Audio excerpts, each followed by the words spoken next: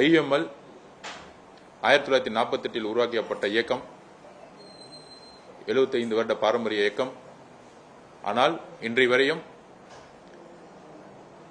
முன்பிருந்த அரசுகள் இஸ்லாமிய சகோதரர்களுக்கும் கிறிஸ்தவ சகோதரர்களுக்கும் எந்த விதத்திலும் அதிகாரத்தை பகிர்ந்து கொடுத்தது கிடையாது. தன்னுடைய கட்சியில் இருப்பவர்களுக்கு பெயரளவிற்கு அதிகாரம் இல்லாத துறைகளை ஒதுக்கி சமூக நீதி இல்லாத ஒரு அரசை உருவாக்கியிருந்தாங்க. ஆனால் இன்றைக்கு உண்மையான சமூக நீதி நாளாக இன்னைக்கு நாங்கள் பார்க்கிறோம். இன்றைக்கு கவர்னர் பதவியேற்ப பிறகு மாண்புமிகு முதலமைச்சர் அவர்கள் அண்ணன் திருமாவளவன் அவர்களையும் காதர் மொய்தீன் பெரியவர் அவர்களை பார்த்து, இன்றைக்கு தான் நான் மன நிறைவோடு இருக்கிறேன், இந்த அமைச்சரவை இன்றைக்கு தான் முழுமை பெற்றது அப்படின்னு தன்னுடைய அன்பை பகிரும் பொழுது எல்லோரும் ஒரு உணர்ச்சி பூர்வமான ஒரு நேரமாக காலையில் கவர்னர் ஆஃபீஸில் ஒரு நல்ல தருணமாக இருந்துச்சு. ஸோ இன்றைக்கு பொறுத்த வரைக்கும் எங்களுக்கு உண்மையான பெரியார் கனவு கண்ட, புரட்சியாளர் அம்பேத்கர் கனவு கண்ட ஒரு சமூக நீதி நாள் இன்றைக்கு தான் முழுமை பெற்றிருக்கிறது. நாங்கள் தேர்தலில் வேலை செய்யும் பொழுது இன்றைக்கு தான் ஊடகங்கள் இவர் இந்த சாதி, இவர் அந்த சாதி அப்படின்னு இன்னைக்கு விவாதிக்கிறாங்க. ஆனால் தமிழக வெற்றி கழகத்தை பொறுத்தவரை வேட்பாளர்களை நாம் நியமிக்கும் போதும் சரி, தேர்தல் பிரச்சாரங்களை பார்க்கும் போதும் சரி, ஊடக நண்பர்களுக்கு தெரியும், மக்களுக்கு தெரியும், மக்கள் சாதியின் அடிப்படையில் ஓட்டு போடவில்லை. எதிர்கட்சிகள் தவறா பிரச்சாரம் பண்றாங்க, இந்து அறநிலைத்துறையில் இந்த கம்யூனிட்டியிலிருந்து போட்டிருக்காங்கன்னு. ரமேஷ் அவர்களோட கம்யூனிட்டி அவர் இருக்கிற வரைக்கும் எங்களுக்கு தெரியவே தெரியாது. தமிழக வெற்றி கழகத்தை பொறுத்த வரைக்கும் எல்லோரும் இளைஞர்கள், பெண்கள் அதிகம். சாதியின் உணவின் அடிப்படையில் எப்பொழுதும் தேர்தலை எதிர்கொண்டது கிடையாது. அப்படி இருக்கும் பொழுது எல்லா துறையிலும் தமிழக வெற்றி கழகத்தில் ஒரு வருஷத்துக்கு முன்னாடி பார்த்திருப்பீங்க, 3 வருஷத்துக்கு முன்னாடி பார்த்திருப்பீங்க, எதிர்கட்சிகள் தமிழக வெற்றி கழகம் வெற்றி பெறவே பெறாது, எங்கள் தலைவர் முதலமைச்சர் ராமமாட்டான் அண்டர்எஸ்டிமேட் பண்ணியிருந்தாங்க. ஆனால் நாங்கள் இளைஞர்கள் எல்லோரும் கடுமையாக உழைத்தோம். தேர்தல் அரசியலில், கட்சியிலுடைய பிரச்சாரத்தில் அப்படி யார் யாரெல்லாம் உழைத்தாங்களோ, இன்னும் உழைத்தவர்கள் லட்சக்கணக்கான பேர் இருக்காங்க. அதுல தலைவர் அவர்கள் எந்த விதமான அடிப்படையும் இல்லாமல் அவங்களோட உழைப்புக்கு ஏற்ற மாதிரி ஒவ்வொரு துறையும் அவரே முழு மனதுடன் எல்லாருக்குமான வாய்ப்பை கொடுத்திருக்கிறாரு.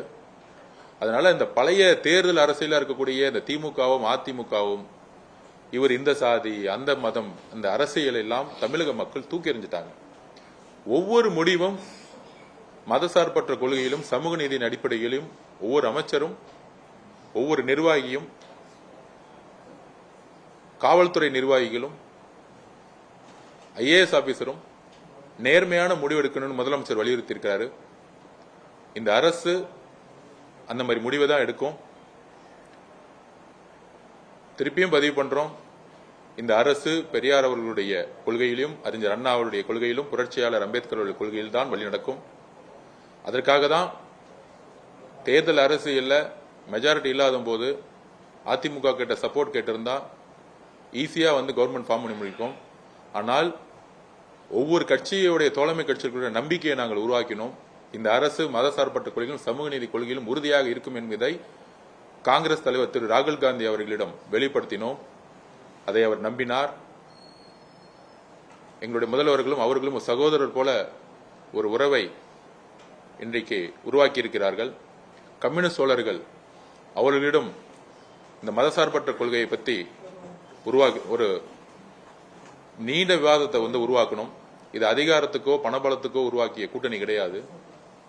அதுக்கப்புறம் விடுதலை சிறுத்தைகள் கட்சி தலைவர் அவர்களிடம் ஒரு பெரிய நீண்ட விவாதம், அவரு கூட இருந்தக்கூடிய தோழர் ரவிக்குமார் அண்ணன், தோழர் சிந்தனை சண்முக அண்ணன் எல்லோரிடமும் எந்த அளவிற்கு இந்த அரசு மதசார்பற்ற கொள்கையிலும் சமூக நீதி கொள்கையிலும் உருவாகி இருக்கிறதை விளக்கினோம். IUML கிட்டத்தட்ட 60 வருஷமா திமுக கூட்டணியில் இருந்தாங்க. ஏன் இஸ்லாமிய சகோதரர்கள் அமைச்சரவையில் பங்கெடுக்க வேண்டும்? இஸ்லாமிய சகோதரர்களுடைய பொருளாதார பின்புலம் மிக மிக மிக வறுமையான பின்புலம். எல்லா சமூகங்களும் முன்னேறினாலும் மைனாரிட்டின்னு சொல்லக்கூடிய இஸ்லாமிய சகோதரர்களாகட்டும், கிறிஸ்தவ சகோதரர்களாகட்டும், பெண்களாகட்டும், இவங்களுக்கு தலித் சகோதரர்களாகட்டும் இவங்களுக்கு அரசு முக்கிய திட்டங்களை கொண்டு வரணும். நேர்மையின் அடிப்படையில் முக்கியமான திட்டங்களை கொண்டு வரணும்.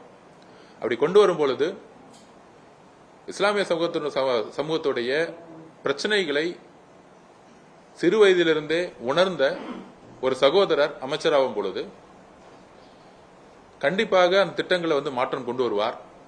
எடுத்துக்காட்டாக பிடபிள்யூடி ஐவிஎஸ்னு எனக்கு பொறுப்பு கொடுத்தாலும் விளையாட்டுத்துறை எனக்கு கொடுக்கும் பொழுது 10 வயசுலேருந்தே விளையாட்டுத்துறையில் நான் இருக்கிறேன். நான் ஸ்போர்ட்ஸ் ஹாஸ்டலில் இருக்கிறேன். நான் ட்ரக்ஸை ஒழிக்கணும்னா விளையாட்டை முன்னிலைப்படுத்தணும்னு முதலமைச்சர் இந்த பொறுப்பு கொடுத்திருக்காரு. அந்த மாதிரி எந்தெந்த துறையை யார் யாரிடம் கொடுத்தா வாய்ப்புகளை கொடுத்தா மக்கள் கிட்ட அவங்க 24 மணி நேரம் போக்கஸ் பண்ணுவாங்கிற ஒரே ஒரு விஷயம் தான் மாண்புமிகு முதலமைச்சருக்கு இருக்கே தவிர இந்த பழைய காலத்தில் இருக்கக்கூடிய 2 கட்சிகளுடைய ஒரு அண்டர்ஸ்டாண்டிங்கோடு இருந்த ஒரு அதிகார பகிர்வு கிடையாது. பிளே ஸ்டோர் மற்றும் ஆப் ஸ்டோரில் இருந்து பாலிமர் செயலியை QR கோடு மூலம் பதிவிறக்கம் செய்யுங்கள். செய்திகளை உடனுக்குடன் பெறுங்கள்.